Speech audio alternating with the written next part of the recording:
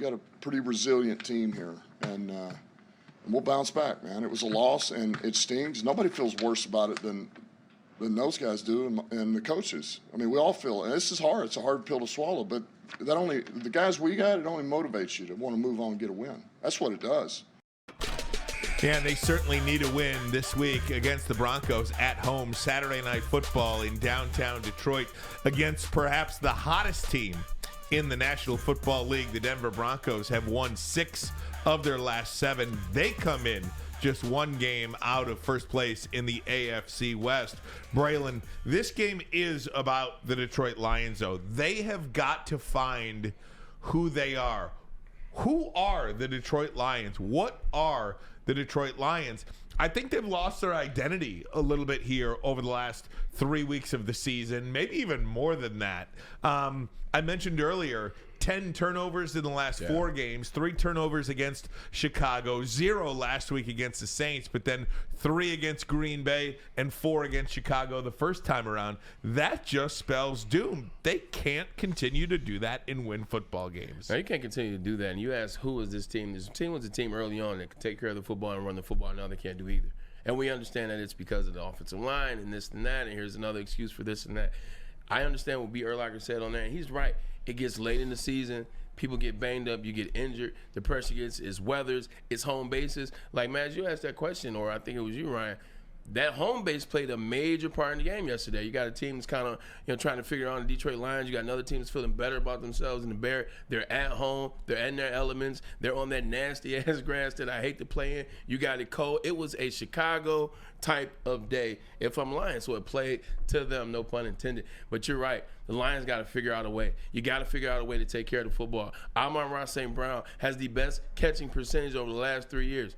He dropped 2 pivotal passes. And the only reason we're on him is because we know he can make that catch. We know he is a leader. We know he is a playmaker. And we know he's somebody to be trusted. That's what you're talking about. Guys fumbling. Guys turning the ball over. This is something you got to correct. At the end of the day, we understand Graham Glasgow, that you're not necessarily the center, and you're moving over to help, and you got a rookie coming in at the right guard in Sorsdale. Does not matter. You are in the NFL now. Your job is assignment.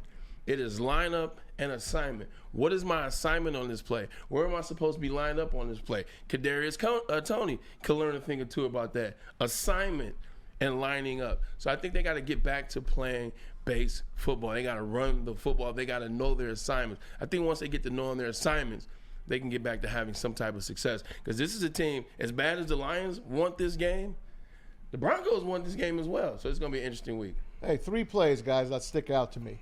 First, you're chasing Justin Fields inside his 5-yard line, near the goal line. 3-4 guys hit him. He gets away for a 25-yard gain. Another one is the offsides by the Lions, which really, I don't know if he was offsides. I thought he might have been drawn offsides, but they quit on the play. Easy touchdown for DJ Moore. And then they come back, and a bad snap from Glasgow to Goff with his small hands. Fumble, they lose that, they go in again. It's ball game. And now there's 2 other ones. The 4th downs that you go on all the time. And I remember at the beginning of the year, I said, hey, I'm on Dan Campbell's side. He wants to go on 4th down, go ahead. But you know what? When it's 10-0 and you're inside the 35-yard line of your opponent and you have no desire to try to kick a field goal, none, because you know your guy is probably going to miss it. So they keep going for it, and it blows up in your face. Teams are ready, man. Field goals. It could have been a 10-6 game. Instead, it was 10-0. Then they played a good 5 minutes in the second quarter because that's all they played, a good 5 minutes of the game yesterday. When they took control, and then they get the ball in the second half, and they blow the third quarter again. Matt, I don't know. Something you said real quick now, it just makes sense. Yeah.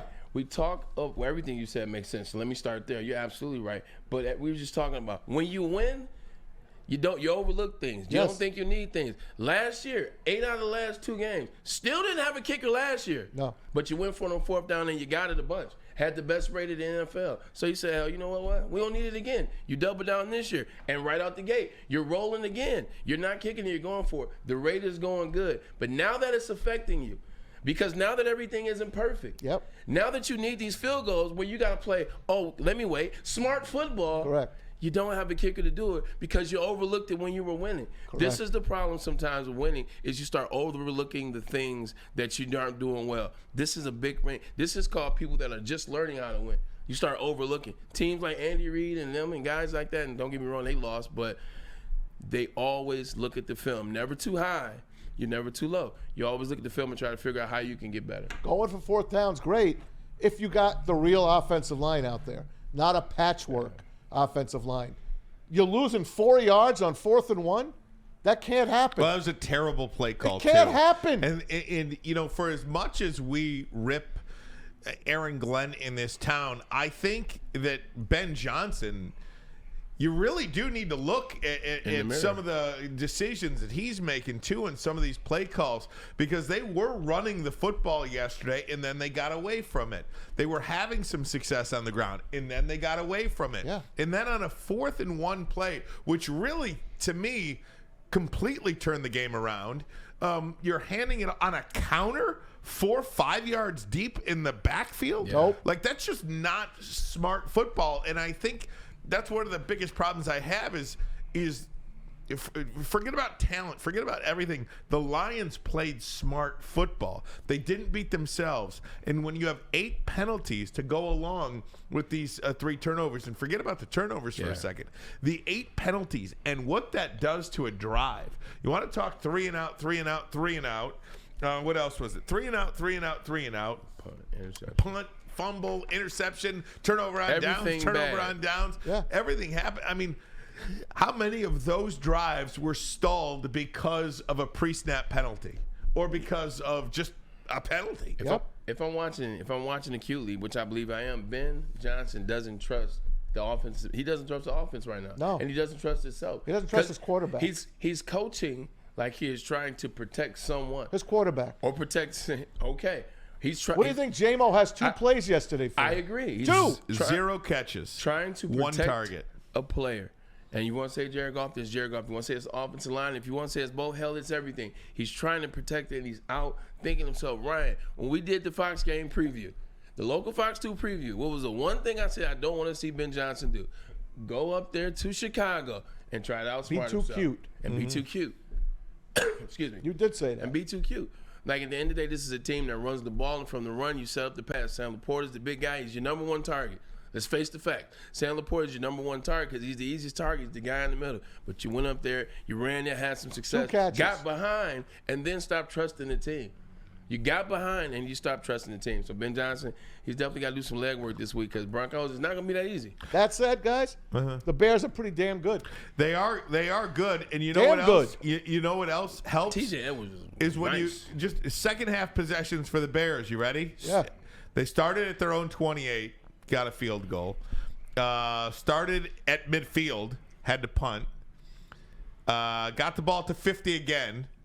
So 2 possessions, 1 at the 48, 1 at the 50. Then at the Detroit 29. So we have After the fumble. stayed on one side of the Chicago field. got the ball at the Detroit 48. Yeah. Then they got the ball at the 50. Then they got the ball at the Detroit It's 29-yard going line. And then they got the ball at the Detroit 30. Oh. That is 4 consecutive possessions. 4. Where they only had half the field to go. And 4 consecutive So it ain't the possessions. defense's And fault. guess That's who's on what the I'm other side saying. of that? That's Exactly. why I'm blaming the Yes. offense today. Oh, yeah, I'm with you. Yeah. You know, that's why I'm blaming the offense today. Now, we've gone 40 minutes of the show and have not addressed what I think was a huge blunder by the officials. How that wasn't Correct. intentional grounding, Yes. I will never know. Then it was a touchdown after that. Exactly. It is intentional grounding by every letter of the law. If that call is made, Chicago has to punt Yes. because they're on the other side of the 50 at that point, and it's a 4th and 27, 29 or something like that. 4th and 28 at that point from their side of the 50. But it wasn't called. And I think one of the reasons why it took so long to bring it up is because you still cannot allow a 4th and 13 to get got. Yeah, and it's not the first time Detroit has seen that. I mean, Maz, you still have nightmares about, was it the Ravens game or was it the Bills game? It seems that always happens to the Lions. But on defense, you got to step and make those plays. And this is one of those situations where it's give and take. This is one of those situations where it's everybody. This is a whole collective. Because as bad as the offense played yesterday, as bad as that offense played, the defense still had a chance to give them the ball back. You still had a chance to give your offense a hand. Offense isn't going to have every game be a great game. The defense, as we've seen, isn't going to have every game be a great game. That's why it's an offense. That's why it's a defense. You got to be there for your brothers. On 4th and 13, you can't allow them to get that first down. Somebody's got to make a play. Somebody on that 11 has got to make a play. No doubt. Please sign a kicker next year. Draft a kicker. Do something, because this regime doesn't know kickers. We haven't had a kicker in 3 years. Get a kicker. It's called football.